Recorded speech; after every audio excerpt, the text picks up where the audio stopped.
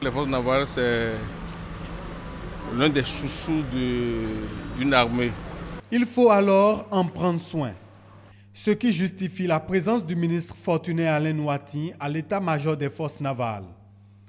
Il vient doper le moral de la troupe. Ils ont une obligation de résultat.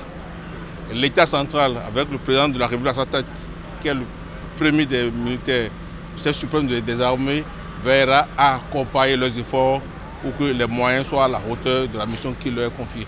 Les hommes sont disponibles, ils ont les moyens qui sont à compléter, comme l'a dit le ministre, et ils ont le moral haut et ne demandent qu'à faire leur travail. Nous avons été motivés par ces personnalités qui nous ont rendu visite et ils nous ont donné le punch pour pouvoir continuer à assumer nos missions.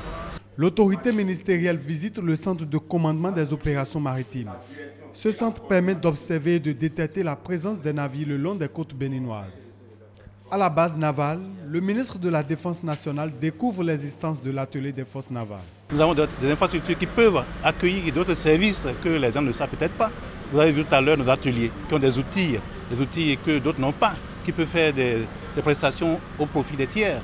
Et on invite la population, en dehors de ce que nous faisons déjà, à venir nous voir pour des prestations en ce qui concerne les machines, outils, en ce qui concerne les travaux de pliage, de tôle, beaucoup de choses de mécanique industrielle que nous avons en notre sein que d'autres n'ont pas.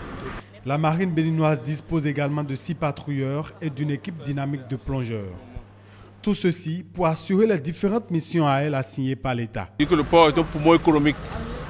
Ce port ne pourra être fréquenté que s'il y a une sécurisation des installations, qu'il y a une sécurisation des embarcations qui fréquentent ce port.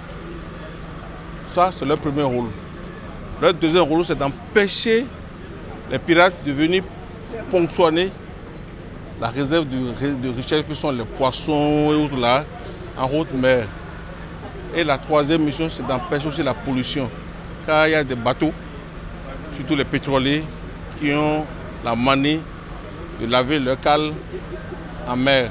Au vu de tout ce que j'ai vu, je repars totalement satisfait que ces 3 pôles de mission sont vraiment assurés. Une séance d'échange a mis un terme à cette visite. Prochaine étape, les forces aériennes béninoises.